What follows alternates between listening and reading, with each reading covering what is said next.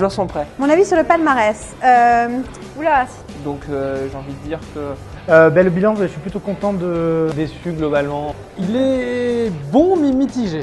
Que décidément les séries françaises n'ont pas de bol maintenant que c'est des séries francophones parce qu'elles n'ont plus le droit de gagner quoi que ce soit. Beaucoup de polars et des traitements assez similaires d'une série à une autre. Enfin, en gros, généralement, quand c'est trucs anglophones qui gagnent, je trouve ça toujours un peu naze. Parce qu'il y a tellement de diversité à Série Mania, ça fait partie de la beauté de Série Mania. Les trois séries que j'ai préférées, c'était NSU, Kittering Incident, avec Kittering en premier, et Beau Séjour. Je dois avouer que je suis bien content que le prix du public soit revenu à Beau Séjour. Sinon très contente pour Beau Séjour. Et Beau Séjour a gagné, j'étais hyper contente, j'ai adoré Beau Séjour. Pour moi le temps fort c'est vraiment Beau Séjour parce que c'est vraiment une des deux séries pour lesquelles je voulais vraiment une récompense. Donc de ce côté-là, comblé. Coup de cœur de ce festival. J'en aurais donné plus mais voilà. Petit côté fantastique mais justement qui est basé sur les émotions vraiment. Beau Séjour hein. Ah oui, très bien. Beau Séjour pour nous c'est le coup de cœur donc on est super contents. Et avec une touche humoristique voilà, qui rend quelque chose un peu plus léger et rafraîchissant par rapport à ce qu'on a l'habitude de voir. Par rapport au travail qu'elles ont fourni, tout ça c'est vraiment mérité. Et pareil pour NSU German Historics, là je dois applaudir les copains du jury blogueur. NSU German History X qui était mon chouchou, j'espérais que ce serait celui-là, c'est celui-là, je trouve ça important. Marche à l'ombre, donc la série québécoise qui portait un sujet social important, l'intégration, et d'un point de vue très humble, très simple. Prix d'interprétation pour Marche à l'ombre qui vraiment me ravit. Il y a vraiment des scènes vraiment très fortes et très naturelles, très simples qui sont assez impressionnantes. Petite satisfaction quand même, l'actrice de Marche à l'ombre qui a gagné un prix. Et le prix d'interprétation féminine aussi, je suis très content. Même si je ne suis pas sûr que la série méritait de remporter un prix d'interprétation, le fait qu'elle ait gagné quelque chose, je suis très heureux quand même. J'ai entendu des choses assez négatives sur Jour polaire que je n'ai pas vues. Donc du coup, certains étaient assez surpris qu'elle ait gagné du prix du public. Un teaser qui est très fort. Qui fonctionne bien, mais... Jour polaire, c'est assez particulier. C'est sympa, mais ça ne méritait peut-être pas ce prix du public. Enfin bon, il y avait énormément de monde, alors après je peux comprendre que les gens ont voté pour, mais c'est efficace, donc on ne va pas le nier. C'est une bonne série suédoise et le côté français, c'est sympa aussi. Bah voilà, ça fait partie exactement des séries dont je parlais qui sont assez fat parce qu'elles se ressemblent les unes aux autres. Après, il y a un truc quand même qui est vraiment intéressant que j'ignorais, c'est toute l'histoire sur les Samis, qui est la tribu reculée en Suède. Et je pense que de ce point de vue-là, la série sera intéressante à découvrir. Voilà.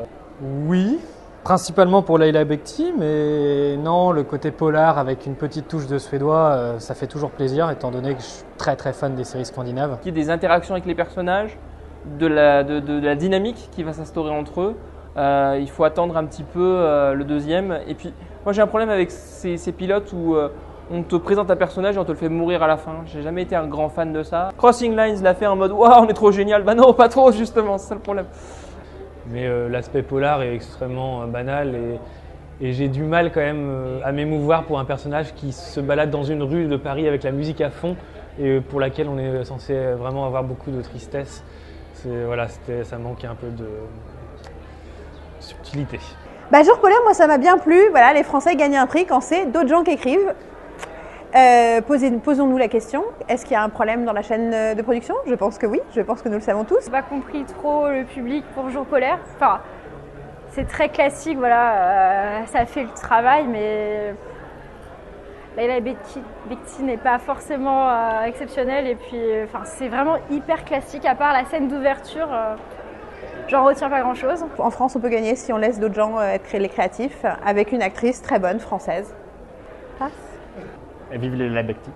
Le jury et le public ont eu bon goût. Le palmarès c'est assez mitigé, un peu trop de polars, je pense, qui ont été primés et on oublie un peu les comédies comme Irresponsables qui auraient peut-être mérité quelque chose. Ouais, alors après le prix d'interprétation masculine, je l'aurais donné à l'acteur principal d'Irresponsable, mais bon après ça c'est un choix personnel. Une grosse déception dans ce palmarès quand même, c'est qu'il manque Irresponsable, donc l'une des rares séries françaises, même la seule série française de tout le festival, qui était vraiment excellente. Petite déception, Irresponsable, ma chouchoute qui n'a rien eu. J'aurais beaucoup aimé qu'Irresponsable gagne un prix cette année, parce que c'était la meilleure comédie de cette année. Dans un festival où on ne sépare pas les comédies et les dramas, les comédies ont très peu de chances de remporter quelque chose. Et c'est dommage qu'il n'y ait pas de comédie dans ce bilan. Et je pense que la meilleure comédie de ce qu'OCS ait pu produire jusqu'ici. C'est vrai que je pense un peu déçue pour Irresponsable, que j'avais vraiment bien aimé. Régressive, avec un personnage vraiment auquel on peut s'identifier facilement. Irresponsable, moi, je me suis tapé mais des barres. Ça C'est faisait vrai. longtemps que j'avais pas On s'est passé bien marré un avec aussi bon Irresponsable. moment avec une comédie française.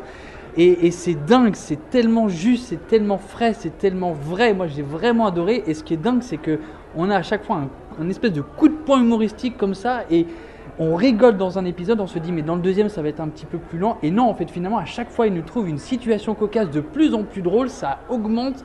Moi j'ai vraiment adoré, il faut regarder Irresponsable. Voilà, c'est vraiment mon coup de cœur. Voilà, et on en parle dans Series, évidemment. Drôle, l'acteur principal est génial, voilà, donc réalisé par les étudiants de la FEMIS. Je pense que c'était vraiment la bonne surprise de ce festival.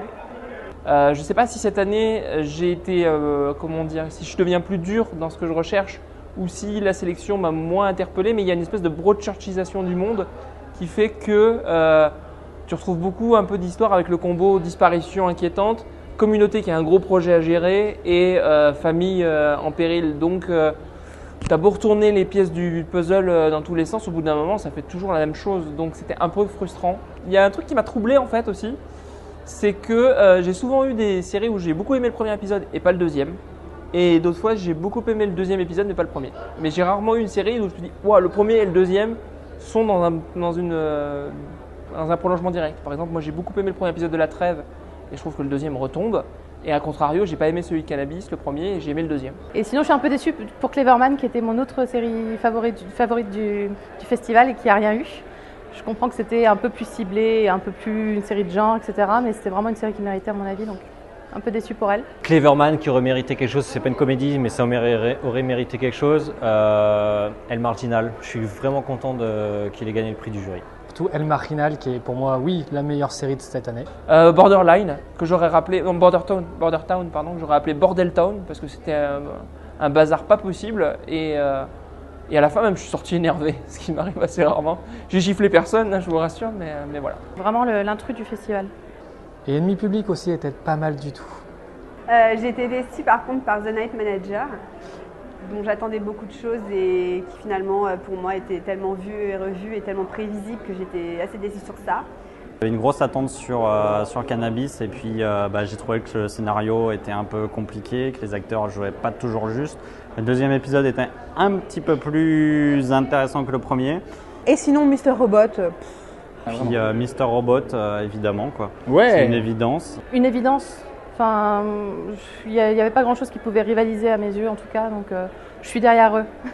Voilà, mais bon, pourquoi pas. Après tout, c'est vrai que c'est une belle série. Moi, j'ai pas aimé, mais en même temps, c'est vrai que c'est un joli truc. Puis, je suis vraiment cette année, j'ai arrêté de détester les trucs, donc j'ai décidé que je pardonnais au monde d'avoir des goûts différents du mien. Pourquoi Mr. Robot ? Parce que tout simplement, pour moi, c'était la série marquante de l'année dernière. En fait, c'est une surprise parce que ça sort de nulle part. Ça a été un succès critique, un succès public, c'est captivant et en toute logique, ça a été, le vote a été serré, comme on avait dit, avec American Crime. Nouvelle 13, je dois avouer qu'il y avait Crazy Ex-Girlfriend aussi qui était très bien noté par le public. Ah, et Crazy Ex-Girlfriend faisait partie de ceux qui ont failli avoir le prix du public. Et ça faisait vraiment plaisir et je me suis fait grave cramer quand ils ont dit le nom et que j'ai hurlé très fort. Évidemment, Sam, hein, je l'ai clamé haut et fort depuis une semaine, mais c'est vrai que ça fait mal de voir ça encore à la télévision française, mais bon. Un mot sur Prison School, ah ça c'est cruel. Je ne sais pas si j'ai ri avec la série ou de la série, mais c'est quand même assez particulier, ça vaut le coup d'œil quand même. Mais bon, ça arrivera jamais, c'est un truc qui arrivera jamais en France, mais bon. Prison School, c'est vraiment problématique parce qu'il y a c'est moi qui en sais un certain rayon sur la représentation des sexes et la façon dont ça peut influencer des pratiques et des effets d'évidence sociaux. C'est très problématique que là, l'émoi sexuel de jeunes hommes soit associé soit à la manipulation, soit à la punition des femmes. Donc il y a vraiment un problème sociologique hyper grave. Mais c'est plutôt bien fait. Si on part du principe qu'ils ont raison, ils s'en sont bien sortis pour le mettre en scène. Le problème, c'est que ça crée des effets d'évidence un peu problématique. Non, mais surtout, à la limite, les boobs, ok, ils ont envie de voir des boobs, c'est normal. Le fait que les nanas prennent un plaisir à leur faire du mal et que les nanas elles-mêmes n'expriment pas de désir sexuel comme si ça n'existait pas. Et le reste, on n'a pas vu. Non. Donc, Eh ben, je retiens la conférence sur le rire au féminin. Oui, il y a un rire au féminin, elle s'appelle Yael. La conférence était magnifique.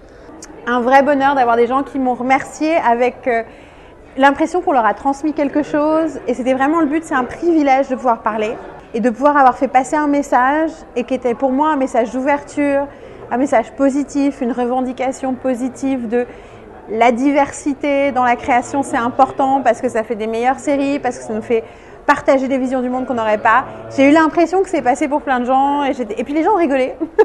J'ai fait 3-4 blagues qui ont bien marché, donc ça c'est un bonheur pas possible. Surtout que ça fait longtemps que je vais à un Sérimania, l'idée d'avoir participé vraiment au festival, c'était cool, très très cool. C'est la meilleure conférence du festival. Ouais. Très bien, très très bien. Le rire au féminin était passionnant. Une conférence à ne pas rater. La violence dans les séries, la violence du monde aussi était très intéressant aujourd'hui avec Dominique Moisy. l'autre, j'ai vu sur les remakes, voilà, super intéressant, avec toujours un Pierre Langlais, toujours passionnant. Conférence sur les reboots, les remakes et les revivals, voilà. Il y a une super émission de Serial Causer dessus, donc voilà. Je n'en dirai pas plus. Oh, tellement. C'est tellement un bonheur de voir toute cette communauté de blogueurs une nouvelle fois cette année. Merci à tous, à tous ceux qui ont fait passer un super festival. Comme d'habitude, tous ceux qui sont dans les coulisses, l'équipe du festival est toujours géniale de toute manière. Et l'équipe qu'on se crée dans le festival, c'est toujours un plaisir, comme chaque fois, même hors festival, de se retrouver. Rencontrer les gens qu'on connaît sur Twitter, c'est cool. Et c'est plus qu'un festival. Mais bien sûr, je serai là tous les ans. Tant qu'il y aura des séries, il y aura de l'amour pour les séries. Donc, Je suis très contente de mon festival.